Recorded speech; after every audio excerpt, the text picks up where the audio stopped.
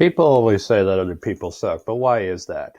I kind of have this won't constitute the entire answer to the question, but I kind of had an epiphany the other day, which I think answers a substantial portion of it.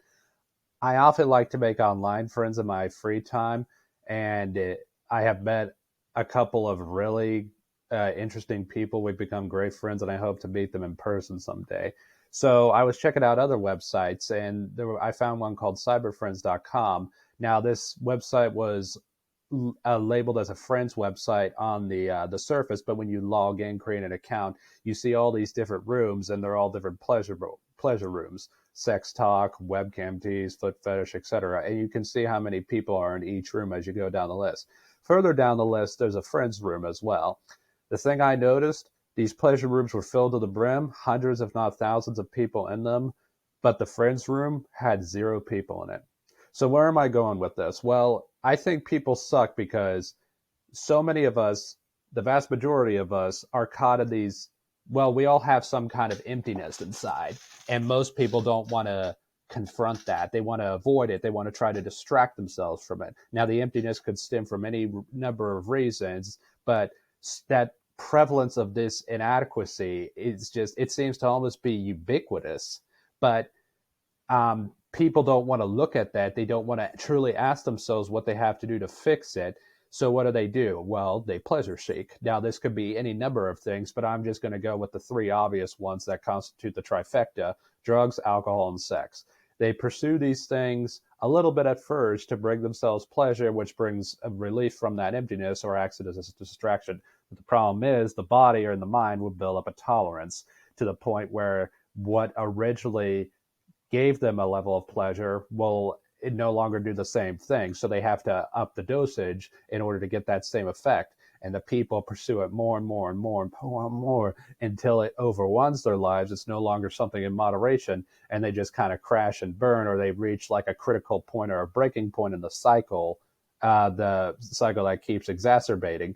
And that's when they kind of just like hit rock bottom. That's when they're forced to confront their emptiness inside because they're out of the number of hours in a day which they can dedicate to pursuing this pleasure to get that old high again, or it's to the point where it's affecting their physical health, like if there was alcohol in that case, or if it was promiscuity, maybe it's that time is more the issue, etc. And once they hit this rock bottom, they're really forced to confront themselves and ask themselves what is it that they truly want in life, because the alternative would probably be committing suicide. And a lot of the times, what people want is that physical and intimate connection with others, that emotional and physical intimacy on the friendship level, on the relationship level, etc., all the different levels: family, friends, partners, etc. So what do? They go seek out those people. They temporarily suspend their pleasure crusade and they try to seek out genuine human connection. Problem is, the vast majority, like 99% of people, are also on this pleasure crusade at the same time they were. So who do they run into the vast majority of the time? People caught in the pleasure crusade. They try to form these intimate connections. They try to communicate. They try to get together, blah, blah, blah, blah, blah. But these people who are busy in that pleasure feedback loop, they don't really know how to make genuine human connection because it's not what they're used to. It's not the way their mind's wired. So what do? They might temporarily communicate with this person, get a coffee maybe once or twice, etc., and then they ghost them. That's it. That's the end of the relationship. Or the other person keeps trying to text the person in the pleasure loop responds saying, "Yeah, we'll do this," but they never follow up.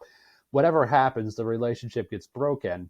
The person who was not caught in the pleasure loop, the person who was trying to make genuine human connection, tries again and again and again, and he keeps running into these assholes who he caught, well, person who he perceives to be as assholes, who are caught in this pleasure loop.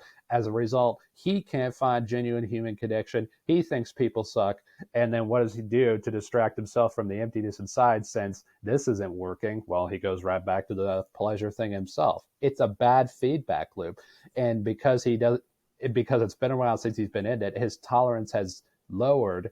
And the low a minimal amount of activity of the vice, whatever it might be, will bring him that temporary relief, that pleasure, that distraction from the inside. So it's a bad feedback loop. It's a bad cycle. Person gets in the pleasure thing, They need more and more of it to bring that original high back. They eventually reach a critical point where it's just taking up too much of their time. It's affecting their physical health. They have to stop.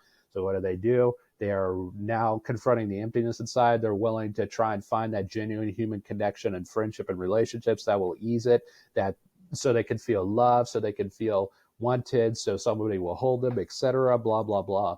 They go out and try and find these people. Vast majority of people were doing the exact same thing they were doing, pleasure seeking. They can't find them. They think people are assholes, and then they go right back into the pleasure loop, trying to distract themselves from the emptiness again, and then the cycle repeats. So my conclusion, I think most people suck simply because so many of us are caught in these pleasure seeking loops at the same time. The vast majority of us are. Now, it is possible for two people who are at the stage of looking for physical and emotional intimacy on the levels of friendship or something else to run into each other and then to find that genuine human connection that they were looking for so long.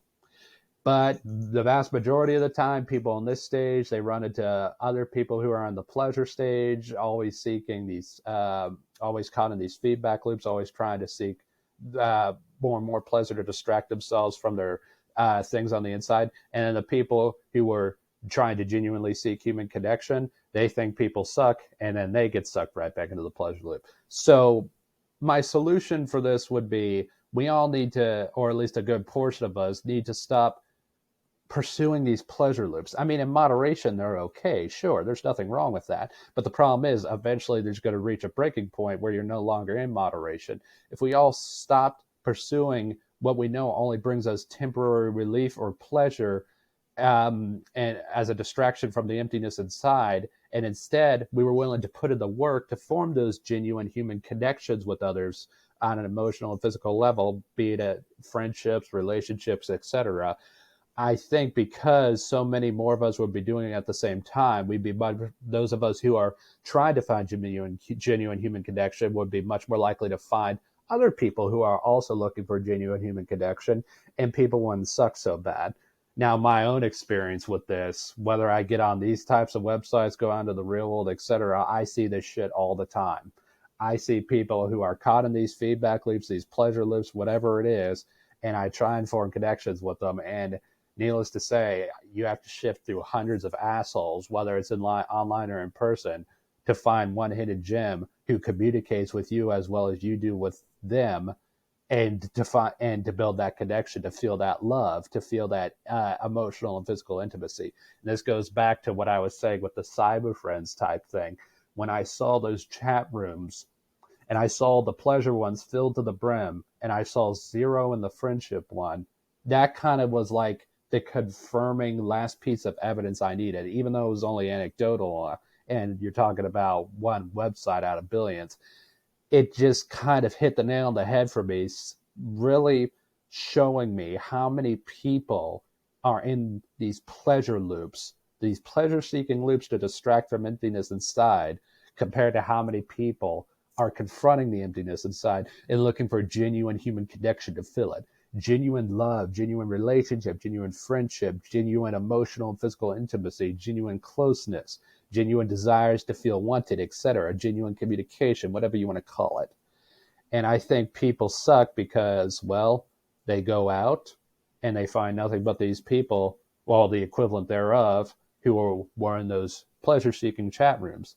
And then they go back to doing the same thing themselves because, well, if you can't get the long term solution that you're looking for, the only thing left is short term pleasure to try and blot it out, but it's not going to fix the problem. So if so many of us were to step out, or if enough of us were to step outside of these bad pleasure seeking loops and kind of look for all those genuine connections simultaneously, people wouldn't suck because we'd be much more likely to find somebody else who's looking for that genuine human connection as well. That would be at least part of my solution to that problem.